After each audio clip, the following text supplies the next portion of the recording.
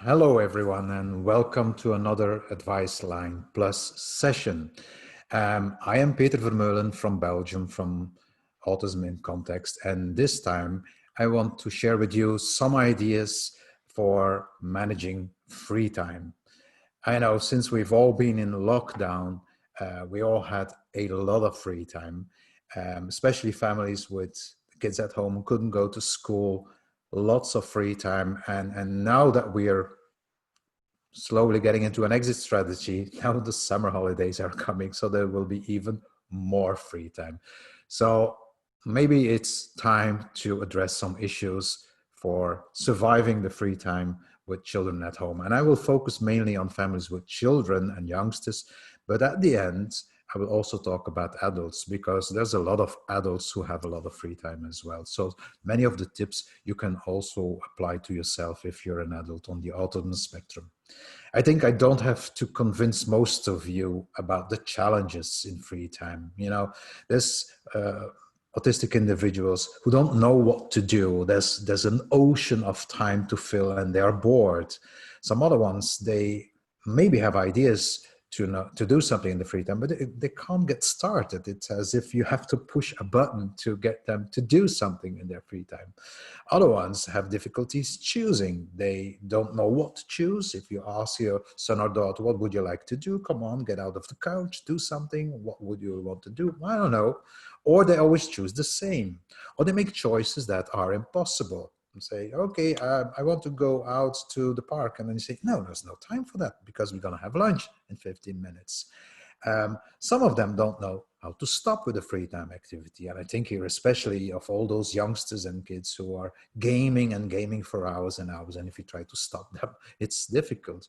And some times in families where you have more than one child, another thing we often see is fights over materials. No, it was my turn to play on the Nintendo.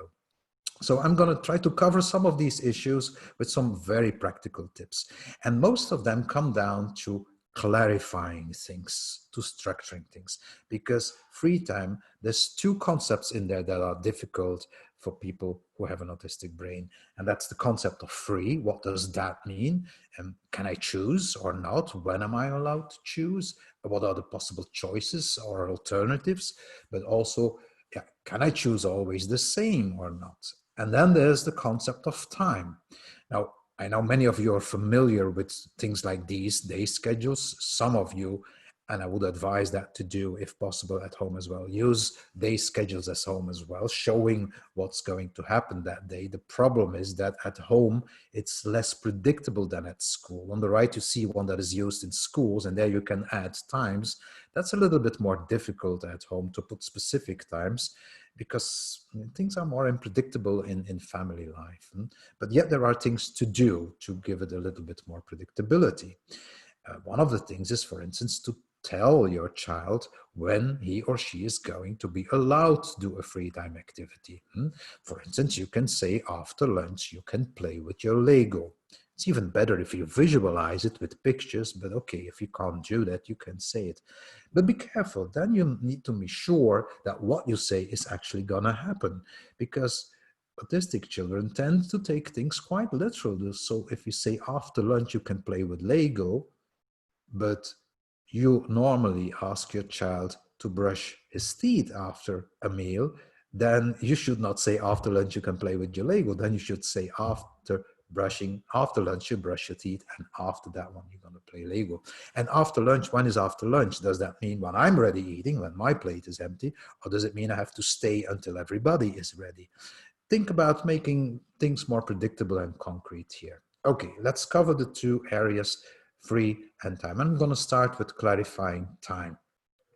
Here's the problem, I think, and that's reality. Let's say an autistic child sleeps between 8 to 10 hours a night, and so goes to bed 7, 8 o'clock in 9 o'clock in the evening, and wakes up 7, 8 o'clock in the morning. You know, even with a child that sleeps 10 hours, there's still 14 hours of time to fill, and that's a lot. And those who sleep less than 10 hours, there's even more hours to fill, and that's a lot of time we have to organize. And now, of course, what we do is there is certain activities that we do at home anyway. So there is a meal time, the self-care time, the time you need to shower yourself, to take a bath, to brush your teeth, to get dressed, etc. Then probably many children still, until it's summer holiday, have some schoolwork to do. So that's also some time that's already organized. But then we have a whole bunch of non-organized free time. Now, my biggest advice is try to limit the number of time that is actually non-organized, and try to organize activities more during the day. What can you do then? Well, actually, you can do many different things. You can do household chores, involve the children in some of the domestic activities that have to be done anyway. And I know some, especially youngsters, don't like to do these jobs. And I will give a tip for that one. But there's many children, if you say, you can help mommy, you can help daddy with cooking, with gardening, especially younger children love to do that, because you also tell them, I need you. You give them a sense of belonging and a sense of purposefulness. So involve them, because I know as a parent, sometimes you have to multitask. You have to kids want you to play with them, but at the same time, you need to do some cooking. Well, involve them in those activities, get them walk out the dog. And indeed, some schoolwork, if there is any to do, is also a way of organizing the time. Now, for those of you who have children and say, oh, I hate doing these chores, well, what you could do is give them a kind of choice in there. In that way, it becomes a little bit free time. And here's an example of how to do it. What you could do is say, okay, everybody in the household has to do 2 domestic activities every week. And you put them, you write them on little post-its, and then you have a week schedule like you see here. And then, for instance, Peter, you see, I have to do the dishes once this week, and I have to vacuum once this week, but I can decide when I do this. So I can decide where I put my post-its. And you see, dad has to do the laundry. It's a very emancipated family, as you can see, because mom is going to do the garden and dad is doing the laundry, and dad can choose as well. And everybody has the same rules. So in that way, it's not parents on top and the children, it's a family rule. And as you can see, Yoko down there, Yoko is the dog. That's actually my dog's name. And she has the task to walk out her 2 bosses every evening. So she has to do even more than the rest of the family. There's another way to do that. Instead of using with post-its, you could also say, look, these are the domestic tasks that has to be done every week.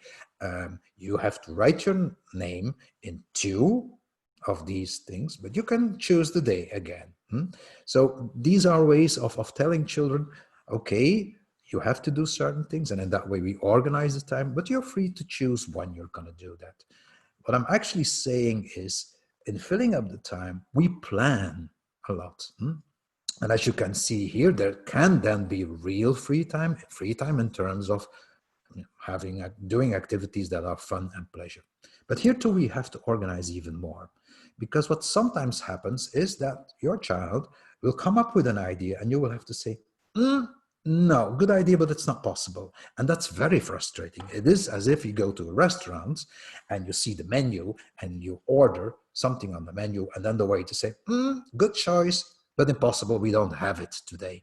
That's very frustrating. You want to know in advance. For instance, I remember that during one of the activities that I did for adults, where we had 15 minutes free time, that some of the adults was bored, and we have all kind of free time materials available. That was a week course. So also table games. And I said, okay, but you can play a game if you're bored. And I said, what do you want to play? And he said, Risk. We had 12 minutes. You can't play Risk in 12 minutes. So therefore, I think it's good that you insert some flexibility to avoid having to say, no, that's not possible now. How can you do that? Well, for instance, in your schedule, you could include 2 different pictures, like, okay, we can go to the park, or we do some cooking. When it's good weather this afternoon, because we don't know yet the weather, well, then we can go to the park. When it's bad weather or it rains, then we'll make some cupcakes in the kitchen.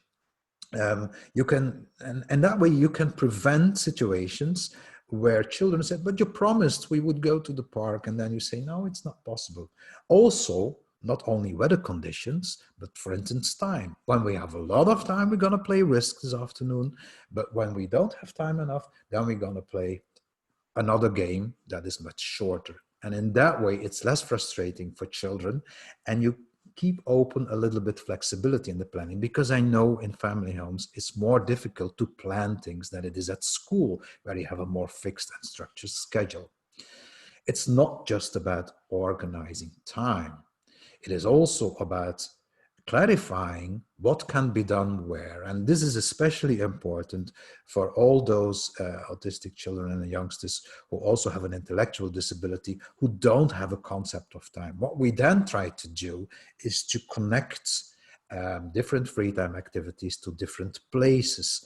For instance, a different place for playing alone and playing together, so that they know, if I'm, for instance, on this carpet, that could be a carpet, for instance, that you say, okay, this is when you play on this carpet, you're on your own. And that also means that the sibling, then the brother or sister, is not allowed to go and sit on the carpet. And then at the table, we do things together. And you can organize that a little bit like they do in schools. In schools, they often have different corners. Okay, at home, you could have different places for different activities. So you could say, for instance, at the family table, that's where we play with Lego, for instance, or with table games. And we only do that there. So we don't allow you to play with those things in your bedroom, for instance. And then your desk in your bedroom, that's the one you use for either schoolwork or for gaming. And if the same laptop is being used for schoolwork and gaming, I would put it on two different places. Gaming could be done, for instance, then maybe also on the table in the living room. And when it's on the desk, it's for schoolwork, or the other way around. And of course, then there's the outside activities in the garden. And when you play your video games, that's what we do where the television screen is, and we do it in the sofa.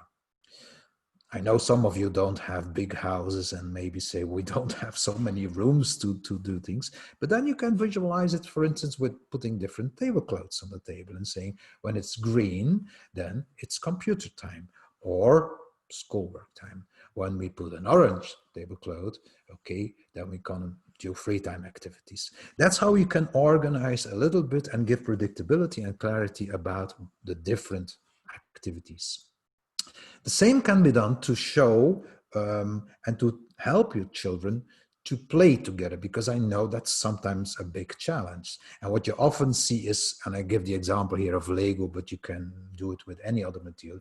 Okay, the two kids sit at the table, and then there's this pile of Lego bricks in the middle, and then they each want to make something, and then in a given moment, they both want the same Lego brick. And then you have a fight. Well, again, try to organize it. One way to organize it, if you have the possibility of having two different tables, is that you put your kids at two different tables, each with their own pile of Lego bricks. If you don't have two different tables, well, what you can do then is say, we share the material, we divide the materials and put them in two boxes, and each has his own box with Lego bricks. And you can only pick bricks from your own Lego box. That's another way to do. If you have more kids, there's even a system that I've named the playing apart together. Some of you are familiar with the term living apart together, which is a wonderful way of having a relationship. People living apart together, they have their own apartment, flat, or house, and they live together when they feel like, okay, it's time to be together now. And when they need time for their own me time, they can go back to their own. Well, you can do play apart together. How does that work? I use the example of Lego again. I'm not being sponsored by Lego, by the way. Okay, you could, the kids say, we're going to make a town with Lego. But playing together all the time together, that's a little bit too difficult. So that's where you as a parent maybe can help to organize and say who's going to make what, and everybody chooses one. One is going to make a police station, the other one the fire brigade station, another one is going to make vehicles, cars, and then okay, they choose the materials and then they play at their own place, and that could be a little table, but that could also be on the floor, wherever they want, and there they play, and then they bring the results together. In that way, they don't have to collaborate and do some turn taking all the time, it makes it a little bit easier. Now, I know some of your parents will say, yeah, that's nice, but here you show an example of kids who have the same interest. They all want to play with Lego, but minds have different interests. Well, try to contaminate interests. If you have, for instance, a daughter who loves to play Guess Who, but your son is not interested in Guess Who and the faces of people, but he has an interest in dinosaurs, well, make a Guess Who version of dinosaurs. Let him cut out different pictures of the different brands, so to speak, of dinosaurs. If your child is into Star Wars, well, you could make a Guess Who, and in that way you even fill more time, because they have to look up the different pictures, cut them out on the right size, and put them on these I don't know what the name is, these things in the game Guess Who. So in that way you can combine different interests, and because I think if your daughter wants to play Guess Who and your son is into dinosaurs, he will want to play Guess Who and dinosaurs. Because it's more linked to his interests. Another thing we need to organize is time. Some of the kids have difficulties stopping a certain activity. They would go on and on and on and on. And the moment you try to stop them, well, sometimes there's a fight, sometimes there's resistance, sometimes there's frustration. So make it more predictable. And I think many of you are familiar with time timers. If you don't have a time timer, you can use a timer that you use in the kitchen, or you can use an hourglass, which makes time even more visible. The only thing here is that, well, when you use it, it actually requires your child to have a concept of time, because if you say you can still play for 10 minutes and then it's lunchtime, if the child doesn't have a concept of 10 minutes, then a time timer doesn't make sense. And another disadvantage of the kitchen timers is that you can't see how much time is left, unless, of course, you can read the numbers on it. And that's an advantage of a time timer. Now, even with children who don't have a concept of time, I'm thinking about children who have also an intellectual disability, you can still use them, but in a kind of a routine way that you kind of teach. What am I talking about here? What you do is every activity, 3, 2, 4, 5 minutes, you decide before you want them to stop, you put the timer there. Of course, they don't know what 3, 4, or 5 minutes is, but you do it exactly the same every time. If you want them to stop, you put 3 minutes before you want them to end the timer there, and after 3 minutes you say stop. And in that way, a child, even without having a concept of time, without a given moment, learn, okay, when I see that thing, it means I'm going to have to stop soon now. But you give them time to make the transition, because that's indeed a difficult thing in free time. And I think that's not typically autistic. When I'm doing something that I love to do, which gives me joy and pleasure, if somebody comes in and says, Peter, you have to stop, that's not very nice. I don't like it. I'm getting frustrated. So you help them to cope with the transition. Another thing for those children who don't have a concept of time is to make free time activities as much as possible closed rather than open. What are open activities? Open activities are activities that in themselves and within the materials don't offer predictability in terms of how long they're going to take. For instance, jumping on a trampoline. The trampoline doesn't say how long you can do that. You can do that. You can jump once, but you can also jump on a trampoline for hours if you have the physical condition to do that. A puzzle, on the contrary, is a closed activity, because when all the pieces are put together, then it's clear, well, we're finished. Those of you who have children who have difficulties with stopping and knowing how long they can do something, well, try to create as much as possible closed activities, or make open activities closed. Here's a couple of examples. For those children who have very limited free time abilities, what you can do is with shoe boxes or with the other boxes that you see here, make very simple activities. You know, you wouldn't see this as free time for neurotypicals, but for children with autism and severe intellectual disabilities, these are the kind of activities they love to do, because they are simple and They are very predictable. So on the left, it's all about taking a ball and putting it into the hole. On the right, it's all about taking pin clothes and putting them in a box, or the other way around. For those who can match colors, they take a clothespin and put them on the matching color on the side of the box. And then here's another one. You can unscrew the little blocks and put them in the little hole on the right. And you see it's organized because they don't have to organize the materials themselves. Actually, the thing itself says what to do and where to do it. If you have unscrew, that's where you do it, or you screw them on. And on the right, you have a closed activity for very simple building with Duplo bricks.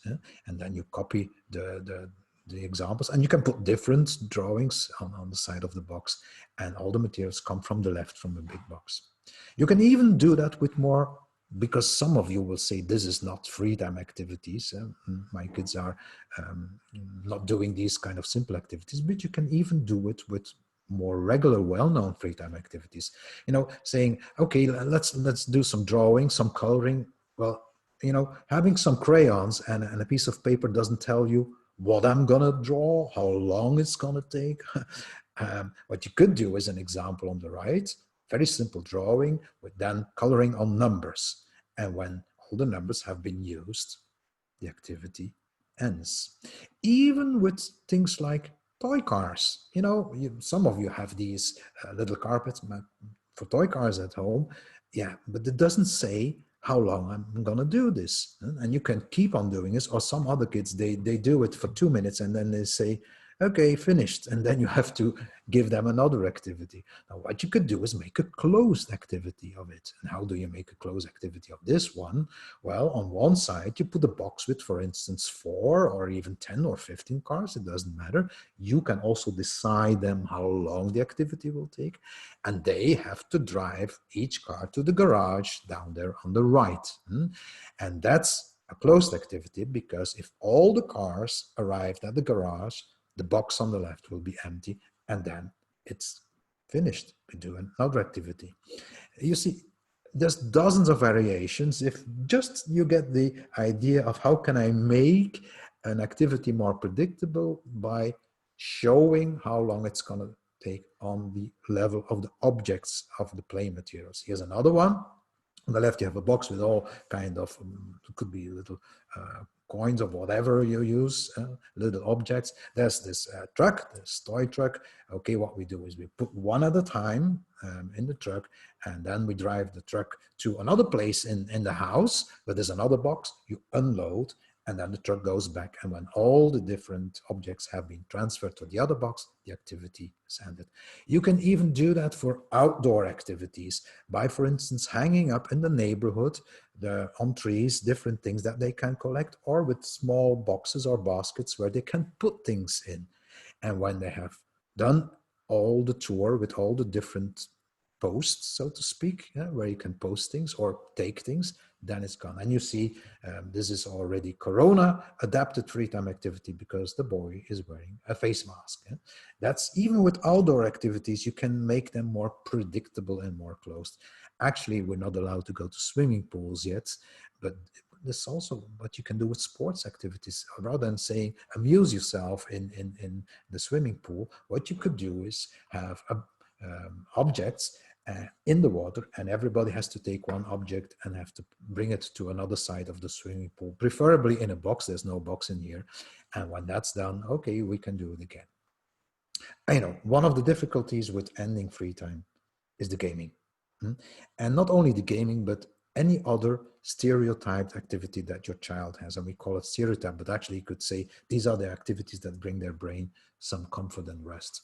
And what we often see is that at a given moment, as a parent, you say, okay, he has been playing now for many hours or too much time. I'm going to stop him now. And when you stop them, then there's a huge resistance or a meltdown. And the thing is that, and I know this is counterintuitive, but it's better to stop earlier when they are not so involved in the game, because gaming has this double side. It gives pleasure and it's good for the brain to relax. But at a given moment, the involvement can be too intense, and when you don't then have to stop, it's more difficult. So stop earlier. Now with gaming, that's a bit difficult. um, Let me just tell you a personal story. um, my son, he's now an adult, grown up, but when he was young, we played FIFA on the computer. That's a football game together. And sometimes when we were in the middle of an exciting game, he always played with Barcelona and I played with the Belgian club. Then my wife said, time to come to the table and eat, have lunch. We never came because we were in the middle of a football match, and it's impossible to stop a match in the middle.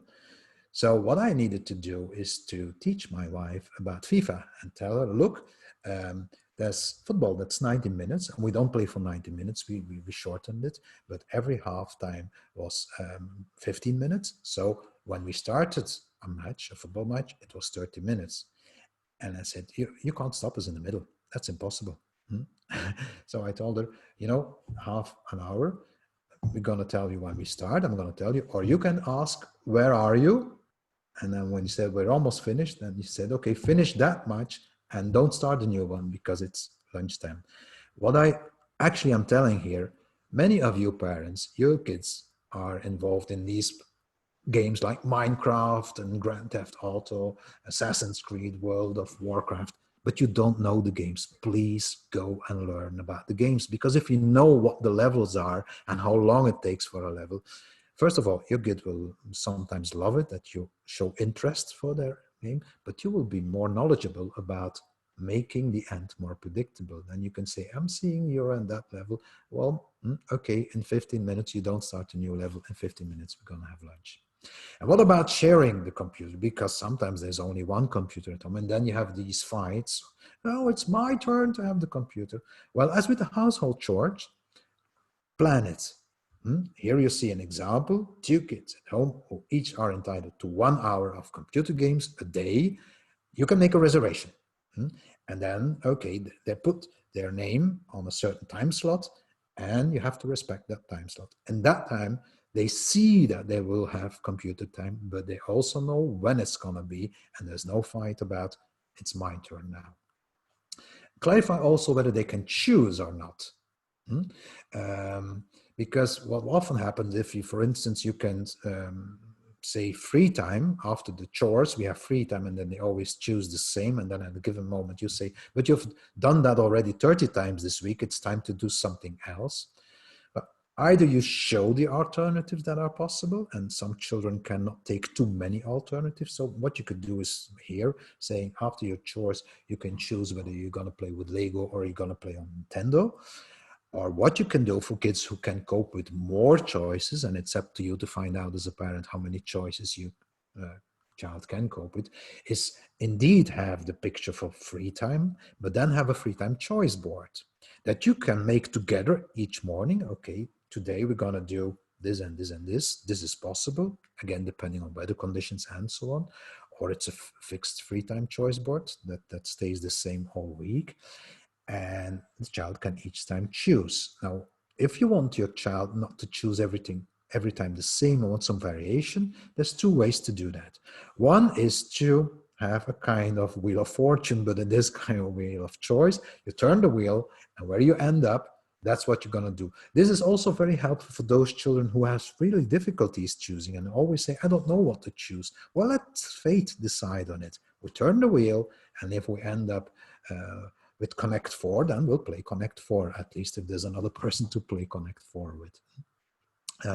For those who always choose the same, what you could also do is to have a kind of choice board, let's say for a whole week or a whole day. It depends to you to decide, where you could say, okay, you're entitled to 5 times your Minecraft. Those are the pictures on top. 3 times to play with your techniques, but 2 times you need to walk on the dog. And this is your schedule for this week, and you can choose yourself. And in that way, if they prefer Minecraft, and they will probably take it the first time and also the second time, but they can already see, there's only 3 times left. Even if they can't count, they see there's not more choice anymore. And at a given moment, I will have to take one of the others. but I can still choose. For those of you who have kids who say, I'm bored, please go on the internet. There's a lot of things you can do. And here I'm going to make a little transition to also adults, because I know there are adults on the spectrum who, again, have a lot of free time and say, but I don't know what to do. What can I do? Well, you see that there's many things you can do already. But two things I want to end with, two things that I want to address that we have been trying out in Belgium with autistic adults, and that were very warmly welcomed by them as things, is contests and projects. I know some of you are not very fond of competition, but most children, youngsters, and even adults like competition and to compete, but in a positive way. So one of the things we do right now, and it's even possible online, we do it now with online with adults, is have online contests. Like, for instance, make a flag with food. And here you see examples of my colleague Avi, who started this competition, and she made pictures herself. And then you have the different countries. And then she puts it out on Facebook as a challenge to our autistic adults, and they all make photographs of their own flag that they made with food. And now you have different, another one that we had is to get them out is take a picture of bird poo on the street. That's another competition. Take a picture of that and send it in. And then there's the projects, because many free time activities are short in time, except for Risk, but then you have to have people who want to play Risk. But what about bigger projects where you can, during quite some time, work on it, and things that require more time? And one of the things that is also was welcomed also is, for instance, making a stop motion movie. I don't know if some of you are familiar with stop motion movies, but what is a stop motion movie? You either you do it with Play-Doh, or you can use Lego, for instance, as well. You take a picture and then you move, for instance, the car for 1 inch, and you take a picture again and you move the car again 1 inch. And if you then combine all these pictures and you let them roll on very fast, and you get a movie. And that's a very well-known thing. It takes a lot of time to do this, but there's a nice end result. And that's what many autistic people also like in their free time, to have an end result. Listening to music can be nice, but there's no end result. With activities like making a flag with food or this, you have an end result. So to summarize, the more we organize free time, the more it will be fun for all of us, but especially for people who are on the autism spectrum. No, I've shown many things, and I'm aware that some of you as parents say, but I already have to multitask a lot these days. I'm also a teacher, and I also have to cook, and I have to take care of my children. Where will I find the time to do all these things, like make the post-its or the schedule? Well, it's gonna take some time. I'm aware of that. But you could involve the kids in making the schedules as well. That's again, at the moment, to fill the free time. In that way, they are part of the project of the organized, structured free time. It's also their project then. But I can assure you, yes, it does take some time to for instance, make a closed activity from an open activity. But you will save a lot of time, because nowadays I know there's a lot of time that parents spend in trying to get their kids doing some things or to make them stop doing things. That's also time that you use. So free time, structured, organized free time, does not mean that we don't take into account the interest, the likes, and that it isn't fun and pleasure. But what we take away is the stress of knowing what free is and how long it's going to take. So we make things more predictable. And that's what an autistic brain likes. Things that are fun to do, but also predictable. Okay, I hope you can use some of my tips. Maybe some of my tips, I'm pretty sure, will raise a lot of questions. So therefore, I already want to announce the next event, next Thursday, the 18th June, at 12:30 12:30. There's going to be a live event on Facebook where I will answer your questions about free time and organized free time at home. So I'm really looking forward to your questions and hope that together we will make time more fun for everyone in this Corona time where we have lots of time to organize and to fill. Next week, Thursday, 18 June, 12:30, I'll be there. You'll be there. I'm really looking forward for it. And I thank you for your attention. Bye-bye.